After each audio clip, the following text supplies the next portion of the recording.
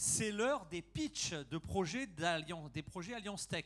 Donc là, on n'est pas dans des pitchs start-up. Hein. Alors, on n'a pas vu Emmanuel Cox, est-il là parce qu'on le cherche. Sinon, donc je vais appeler tout de suite Mathieu Cassé, Paul Hurard. Rapprochez-vous, comme ça va s'enchaîner encore mieux. Mathieu Cassé, Paul Hurard, Pascal Hurard, oui, il y a un petit coquille. Pascal Hurard, Guillaume Tardiveau et Yann Carbone. Eh bien, pour une séance de pitch. Donc le principe est simple. Projet d'Alliance Tech. Eh ben, Mathieu, c'est à toi. Ok, je commence. Ouais. Je vais être très rapide. C'est trois idées, trois projets. D'ailleurs, certains qui peuvent rejoindre les data space. À chaque fois, il y a une approche technologique et puis il y a un sujet spécifique. Le premier, c'est des approches de federated learning sur la safety humaine, la safety environnementale. Donc là, il y a deux sujets en un. C'est partage de données, safety humaine, safety environnementale pour ceux qui ont de la data. On en a aussi, bien évidemment. On sent qu'on peut avoir, parce que la computational safety va être obligatoire dans nos domaines, donc bien évidemment, on a beaucoup de choses à s'apporter mutuellement. Et puis après, c'est plus sur le federated learning. On est en train de démarrer une thèse CIFTRA avec l'INRIA sur le sujet. Donc si vous avez des expériences fortes en federated learning, n'hésitez pas aussi à me contacter. Comme ça, on échange, on apprend. Nous, on en a assez peu, donc on va apprendre beaucoup. J'imagine que la banque, ouais, vous en avez pas mal. Donc premier c'est celui-ci. Deuxième, Agentic AI. Bon, buzzword, on connaît tous et tout ça. Mais Agentic AI pour les textes réglementaires et pour l'anticipation réglementaire. Pareil, on a pas mal d'approches sur le sujet. Si vous pensez qu'on peut s'apprendre des choses, comment on structure notre chaîne agentique pour pas que ça coûte des millions et pour structurer la data, ça on est prêt à partager. Et puis la troisième, c'est plus sur les jumeaux numériques et les knowledge graphs. Donc là, c'est plutôt pareil sur la donnée biologique. Si vous avez des expériences à partager sur l'utilisation des knowledge graphs, les jumeaux numériques, on a bien évidemment déjà des experts sur le sujet avec qui on est en contact, mais toujours OK pour partager avec vous sur ces sujets-là. Voilà, 3 sujets. C'est du concret, c'est du super court. Hein. Tu avais 3 minutes là même. Voilà. Merci beaucoup. Mathieu Cassé, L'Oréal. La séance de networking qui suit, elle servira aussi à ça. On y va. Pascal Hurard, c'est à toi et pas Paul. Là, il y avait une petite faute de frappe sur ma fiche. Mille excuses. C'est à toi. Donc Pascal Hurard, donc ST Microelectronics. Donc je vais vous parler de hardware après avoir parlé de pas mal de soft ce matin. Un gros mot à le hardware. Alors merci à Marc qui a parlé pas mal des constructeurs automobiles, en fait tous mes clients avec lesquels on travaille, et puis d'autres. En fait, je fais cet appel à manifestation parce que j'étais pas mal challengé lors du DIMS et même de l'IMA de novembre. Pourquoi ST Microelectronics ne fait pas des IA que vous pourriez utiliser facilement dans vos différents usages? En fait, ce qu'il faut que vous compreniez, c'est qu'avant de faire quelque chose, de mettre un circuit sur la table qui soit à un tarif normal, il faut compter à peu près 60 millions d'unités par an. Sinon, on ne va pas y aller, c'est trop cher, ça vous mettra un prix beaucoup trop élevé. Donc, mon appel, c'est de quoi avez-vous besoin? Quelle est la spécification du circuit qui vous ferait plaisir et que vous utiliseriez?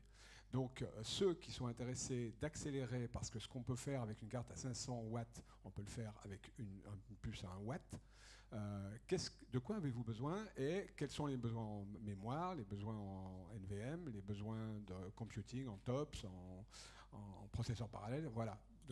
Et ça, on a vraiment besoin de le savoir. Après, moi, c'est facile de le chiffrer, savoir prendre les besoins en France, en Europe, ailleurs dans le monde. Une fois qu'on atteint un certain nombre d'unités, on peut, derrière, avec le marketing des ventes, etc., lancer une étude pour un vrai circuit. Mais aujourd'hui, voilà, c'est de quoi avez-vous besoin.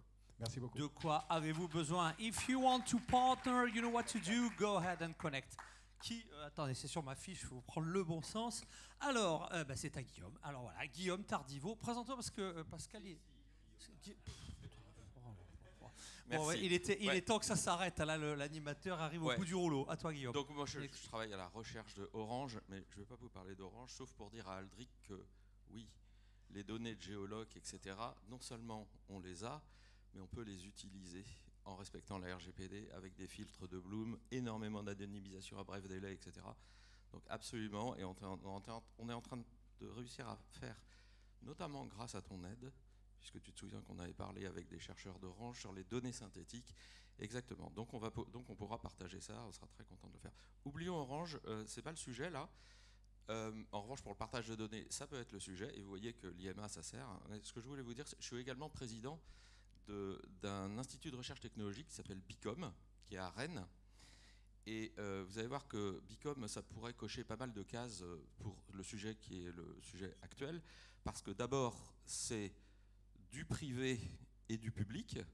Donc dans les membres, on a Orange, TDF, Airbus, la nouvelle constellation de nanosatellites, la Kinéis, qui fait partie des membres. Ça, c'est la partie navale. Donc ça, c'est la partie privée. Il y a des acteurs publics qui arrivent et qui ont leurs données. Donc par exemple, le CHU de Rennes, le CHU de Brest, l'INRIA. J'ai oublié les plus gros, mais c'est pas grave. Et on commence à travailler donc sur la logistique et l'agriculture aussi. J'entendais quelqu'un parler d'agriculture. Ça, c'est un axe stratégique. Moi, je suis président de Bicom depuis 1 mois et demi. Et j'ai clairement l'intention de remettre l'agriculture sur la table. Donc ça, c'est un sujet qui est intéressant. Et la dernière chose, c'est qu'à l'IMA, on ne parle jamais d'argent. Mais moi, je vais vous en parler un petit peu pour vous dire que le Bicom a une forme de délégation de l'ANR qui fait que les projets labellisés Bicom sont éligibles au crédit impôt recherche immédiatement. Et que toutes les procédures ensuite d'audit, etc., passent par Bicom. Donc c'est quand même vachement intéressant. Et il y a un amendement de l'État qui est que si on travaille ensemble, si vous travaillez au sein de Bicom sur un projet par exemple de partage de données, pour 1 euro d'investissement d'un acteur privé, il y a un amendement de 1 à 2 venant de l'État. Après, il y a des discussions si vous voulez l'exploiter en R&D, c'est gratuit. Si c'est commercial, il fait une histoire de propriété intellectuelle. Mais en tout cas, il y a tout le framework qu'il faut pour permettre, dans un cadre légal déjà connu, reconnu par l'État, et avec un abondement, de travailler ensemble. Donc voilà. C'est tout. C'était très bien. Alors merci, puis pardon pour l'inversion de tous les... La matinée a été intensive. Allez, on termine avec toi. C'est parti. Alors, ton projet d'alliance tech, Yann Carbone. Oui, mesdames et messieurs, Yann Carbone. On peut même la faire en régie, en musique, et c'est vos applaudissements pour terminer. Allez, c'est à toi, Yann. Le dernier avant de manger, jamais le plus simple. Tu dis mon projet. Alors en fait, on est déjà quelques-uns à en avoir discuté et commencé quelque chose.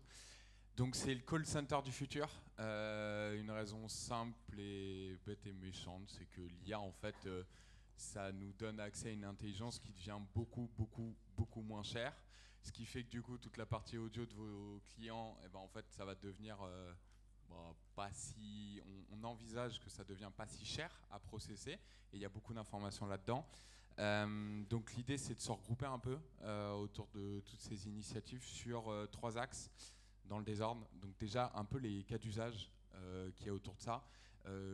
Avec, je vous avoue sincèrement, c'est un peu personnel, mais juste qu'on arrête avec ces démos de détection d'émotions positives, négatives sur les plateaux et d'évaluation de la qualité des opérateurs.